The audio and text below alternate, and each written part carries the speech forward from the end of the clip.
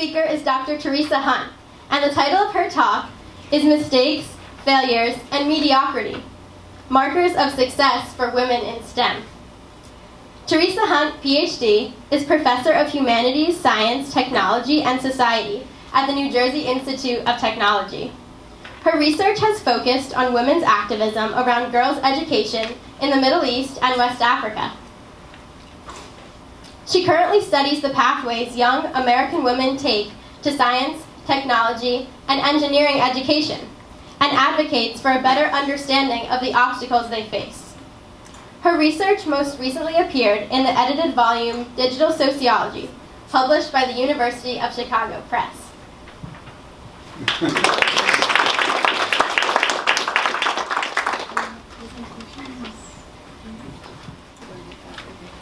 I opted not to have a mic because I have a loud voice and I was actually afraid we'd get feedback, but if you can't hear me, just give me the high sign, some kind of hand gesture, and I'll speak up. Congratulations, Julia, this is incredible. TED Talks are such wonderful institutions in our society. It's a great educational opportunity, so I'm really happy to be here today, and I'm so impressed by this young woman and her mom. So I really appreciate the opportunity to come and talk to you today. Again, a marketing opportunity, sorry, it's sort of required. We use this sort of format for most of the work we do. But I am Theresa Hunt. I'm a professor in the humanities program, but also we have a sort of small sociology program at New Jersey Institute of Technology. And I study women's pathways into STEM education. I'm not in STEM myself, but I'm around enough STEM professors and professionals and people who go into industry that it's become very interesting to me, the sort of gender imbalance in the STEM professions. And so my focus has turned to educational sociology at this point in my career. And I think one thing that's really important to think about is how we can fail well, just in general. So this is sort of a talk about failing intelligently, but it's particularly important, I think, for young women going into specific professions. So a few years ago, a Harvard economist named Claudia Goldin wanted to understand why so few women at Harvard were majoring in her field and in related fields that were more process-oriented, like math and other kinds of applied sciences.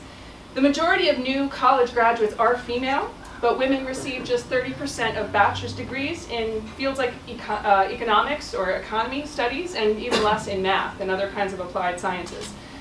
Goldin suspected it had something to do with grades, but not in terms of performance, in terms of perception of those grades, how those grades were perceived as indicators of success to the students who were receiving them. And she was right, actually. She found the likelihood a woman would major in economics or a similar field dropped steadily as her grade fell. Women who received a B in Econ 101, for example, were about half as likely as women who received A's to stick with the discipline. And this is in an introductory course, right? So these are very young students interpreting this kind of process in this way. The same discouragement pattern did not exist for men. Of Economics 101 students in her cohort that she studied, men who received A's were about equally as likely as men who received B's to go on and major in economics. As she said of her study, men could give two damns about those introductory grades, even when, this is her words, even when they probably should have been concerned that some of their grades were indicators that they might not do well. It didn't seem to deter their confidence, in other words, that they would eventually get it right, or that mediocre performance in college meant they wouldn't be able to pursue the jobs they wanted to anyway. So they didn't take those initial failures or even sort of mediocre performances as indicators of their long-term success, and the women students did. And she was very curious about why. And a lot of researchers are curious about why. Researchers find similar trends in STEM fields among college students. These are majors that begin with very few women enrolling in the first place and end with even fewer graduating.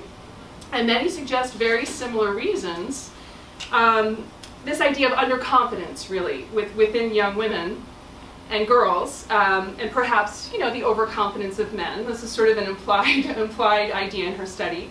But also a perception that all of these performative evaluations are more meaningful than perhaps they really are, right? That they're not learning opportunities, but they're kind of stagnant indicators of your worth, frozen in a moment in time. Instead of seeing it as sort of a long pathway towards success and learning, they see it as an identity. This is me. I'm my B. I am my D minus. I am my F. Not, well, I'm in the process of learning. So she saw two fundamentally different approaches in a more kind of clinical, immediate sense. So I'm definitely not here to tell you today that girls have a problem with themselves. I think that kind of language is really damaging. I think in my field, when I see people saying kind of, girls, fix yourself, or women, fix yourselves, you're the problem, you don't have enough confidence, it sends the wrong message, because really we need to think about the kinds of pressures we put on students, period, but especially young women.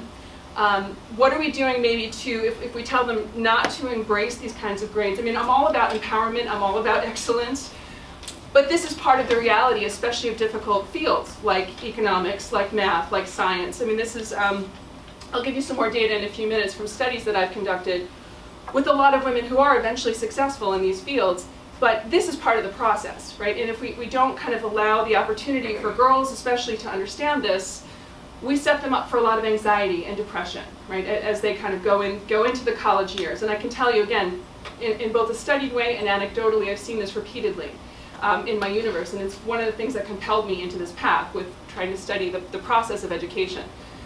One thing I wanted to think about too today, besides saying, you know, it has to be more than girls, fix yourself, be more confident, that can't be it, is to think about the kinds of experiences and cultural messages that we send to girls and boys and how they might be distinct in terms of this one key idea, the ability to explore, the ability to wander, the ability to understand that risks are worth taking. So we teach girls to be a little bit less risk averse. This, I think, is a good example of what I'm talking about. A couple of months ago, I think maybe, last year, a Kansas City man was in a public library with his daughters, and he saw this, and he took a picture. This is a public library in Kansas City. He saw Girls' Life and Boys' Life side by side, their magazines. I'm sure Kinnelon Library has Girls' Life and Boys' Life, I don't know. But he saw them side by side, and he took a picture, and he put it on social media, and he tagged it, and he, this is what he wrote: a sad microcosm of what our society says being a girl versus being a boy means. With 3 girls to raise, this breaks my heart. I'll fight like hell for my girls not to exist in this reality. And I think I don't have to explain too much about the picture. It's sort of presenting, if you look at the title, what's a girl's life, what's a boy's life? Now on the left-hand side, this is the fun part of life maybe for a girl. It's fun, right? Fashion is wonderful, makeup is wonderful.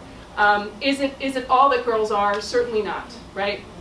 And I think, you know, the idea of exploring, of taking risks, of thinking about being what you want to be, even if it's sort of way out there. An astronaut, I mean, how likely are boys to become astronauts as they're reading Boys' Life? But the idea, the message that the magazine cover sends is, hey, explore, take those risks, imagine yourself in these unlikely situations, and even if you fail at it, just keep exploring. You've got all these future possibilities. And this, I think these were the same months. Like this edition and this edition came out kind of in the same month, and the dad snaps the picture.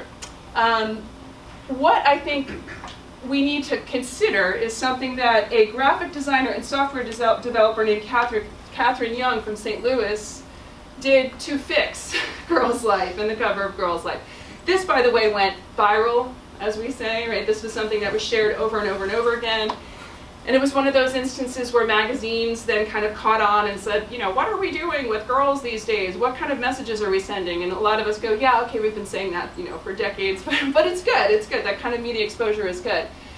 And then this software developer and graphic designer said, you know, she put this on her page, and this got shared over and over again too, with a sort of, look, I fixed it. So if you can't see very well, what she's done is on the right-hand side, she's taken, you know, the title of the magazine, she's taken the content.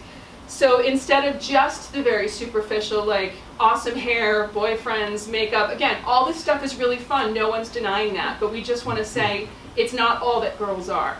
You know, we teach them to take more risks. Hey, how can you be more adventurous in your career? How can you be more adventurous with your ideas? How can you maybe make a mistake? You know, at the bottom it says confidence. My first miss instead of my first kiss, right? This is the title if you can't see in the back. The one news story in the real girl's life is my first kiss. In the left-hand corner, this is what I love about this image. My first miss. Miss the big shot and still win. It's not your only shot. It's taught you, even if you fail, how to do it right the next time. And that's just not a message that we're sending enough, I think, to girls. Case in point, I received a pretty substantial grant from the National Science Foundation to study pathways into STEM education and beyond, especially for students who then go on to graduate school, particularly minorities and women, because we have such underrepresented populations in certain fields. One student I was working with named Ariana Frank is now she herself is a National Science Foundation grant recipient. She's a McNair Scholar, and it looks very likely that she's going to be a Fulbright grant recipient, so we're fingers crossed for Ariana. But this is what she said about her experiences with mechanical engineering. She was an NJIT student from start to finish.